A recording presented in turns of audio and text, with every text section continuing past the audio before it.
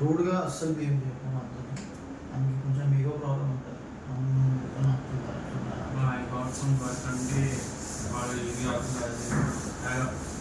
Fever కూడా అంటే checkup తీసుకుంటున్నా డాక్టర్ పడ్డాడు.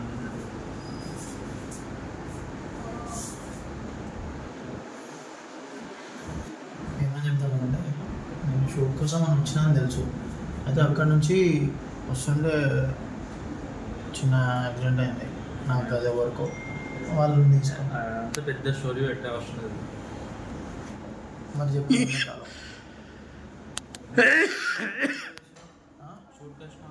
అండి నన్ను ఇన్స్టా అకౌంట్ మొత్తం స్టాప్ చేసి